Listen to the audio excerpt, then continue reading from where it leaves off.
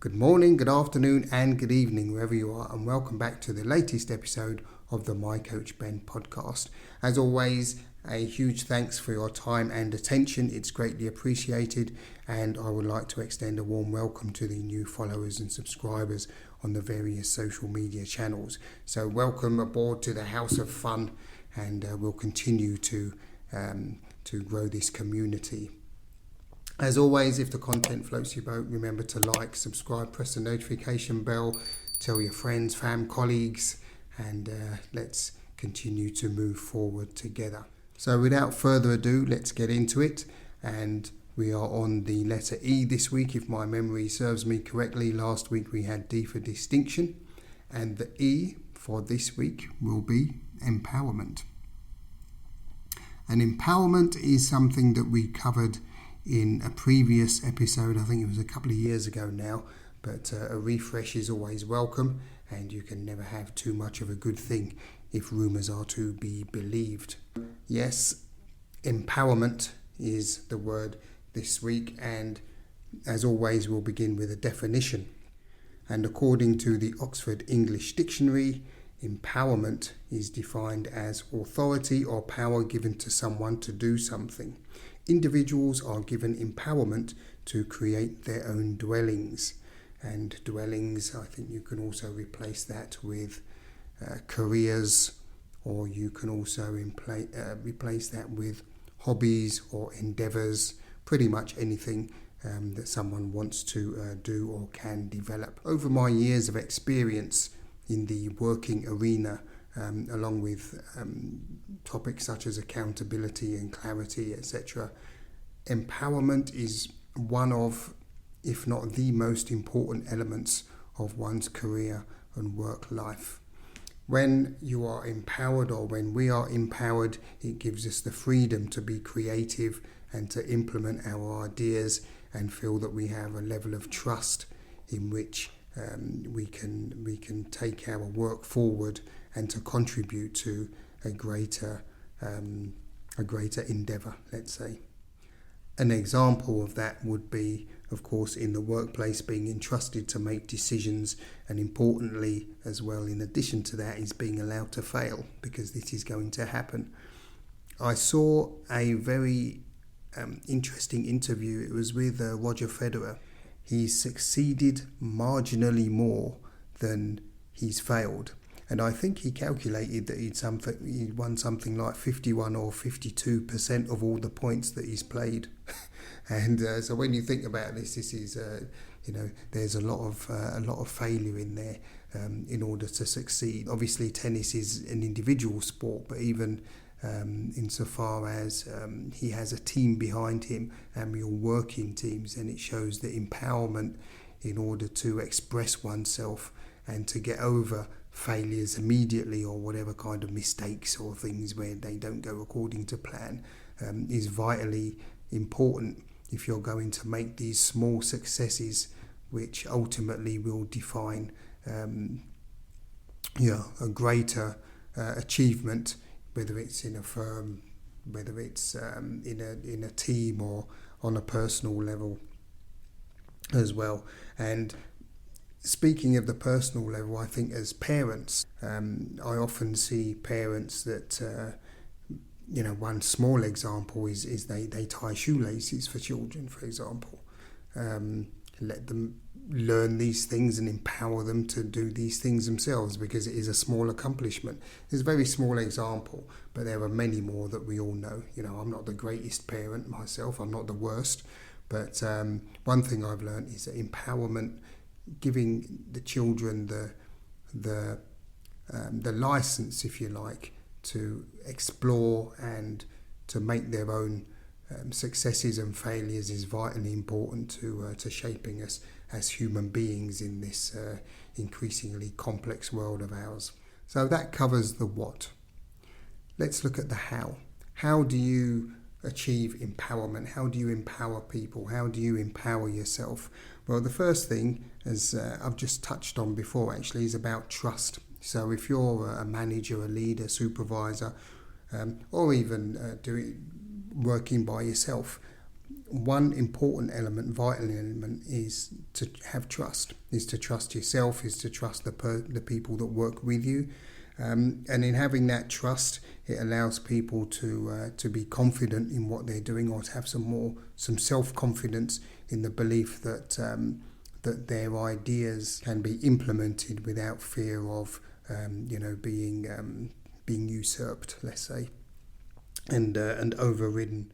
And in addition to that is about allowing mistakes, and this is something that I've mentioned before. Mistakes, failures, getting it wrong, whatever you want to call it, is something which is vital. And if you take, I'm a keen football fan, for example. If you take a football match, every shot on goal is not going to produce a goal. Football is a very low-scoring game, and so therefore you need a few attempts in order to score 1 or 2 goals. Most football matches finish 1, 2, 3 goals to nil after 90 minutes. So that in itself proves that there's a lot of failure insofar as trying to build up particular moves or what have you in order to succeed in scoring a goal. So this is something which lends itself to empowerment. I think the best teams are the ones where they have an element of creativity and the players are allowed to express themselves, and this comes through them being empowered to do so during a game. And therefore, in that case, creativity is something which is vitally important in developing empowerment, or to empowering staff and co-workers to do their best work. Creativity is the key to innovation. It's the key to solutions. And so empowerment is something which allows people to achieve those things. A final example I'm going to give is delegation. We all know these managers that are probably a little bit too hands-on, let's put it that way, and could delegate a bit more. And in delegation, what you say to one of your team members or a colleague is to say, well, look, I trust you to do that. This is your task, you take it, you own it, you do what you need to do. You're empowered to make whatever decisions you need to make in order to get this task accomplished. And it brings me to one point, actually. There was a boss that I had once. This was some years ago, and it was the first time, probably the last actually, that this has happened. But this particular boss, he said to me, Ben, after 3 years, I don't expect you to be in this department. So therefore, do what you need to do to develop yourself, develop your role, develop the tasks that you're doing. And I'm sure that in 3 or 4 years maximum, then you should be somewhere else, preferably in this company, but a little bit higher up. And this is something which has stuck with me, actually. I'm not sure how many, let's say managers, whatever you want to, whichever term you want to use, are actively saying to people, go forth, develop yourself. I'm empowering you to do what you need to do in order to move further up the ladder. And this, again, is something which is vitally important in terms of empowering people in order to achieve what they need to, and in turn, in order to achieve the greater goal and complete the bigger picture. So to conclude, we know that empowerment is the authority or power given to somebody or some individuals to do something. We know that it's essentially about freedom to express oneself and to be creative, and it's vital that in so doing that there is an element of trust, as this trust is the foundation of empowerment, we can say, and it's something which is a vital ingredient in which empowerment can be established. And there we looked at examples such as being entrusted to make decisions and, of course, fail, sometimes spectacularly. Let's face it, this can happen in the workplace, but also in our personal lives as parents, about empowering and entrusting our children to do their things and make the screw-ups that we all made going through life, and allow them to experience life as it should be, because we know that we've all made our fair share of blunders as well as our fair share of successes along the way. And then the how. We've spoken about trusting subordinates and allowing them to make mistakes, and also encouraging creativity. This is something which is vital in order to empower people, or to make people feel empowered, or let people feel empowered, is to ensure that they're able to be creative wherever there is an opportunity to do so. And in doing that, people can develop ideas freely and contribute to a greater goal. And of course, we mentioned delegation. So this is something that people maybe in a, let's say, a more senior position can do to others, particularly new starters as well, actually, to enable them to develop ideas and get confidence as well in completing tasks and projects, and also taking part in wider topics as well. So it's good that people are empowered to bring their ideas to the table. So on that note, I'm going to wrap it up there.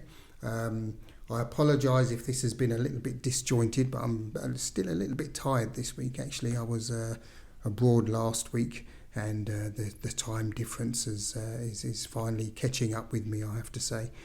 So apologies for that, but I hope this has been a successful, let's say, summary, and has given you some ideas and some food for thought as usual, in order to define empowerment and see how you can empower yourselves and or those people working with or for you. Thanks very much for your time. It's much appreciated in my tired state, I have to say. So thanks very much for that. As usual, like, subscribe, press the notification bell, tell your friends, fam, colleagues, etc. And let's continue to build on the progress we've made so far. On that note, I will bid you all a good week ahead. Take care of yourselves and one another. And until the next time, I bid you all peace. Your Coach Ben. Followed the various social media channels. So thanks for that. It's greatly... Welcome back one and all for the latest edition of the My Coach episode. The first time, probably the last actually, that this has happened. But this particular... We always had our fair success...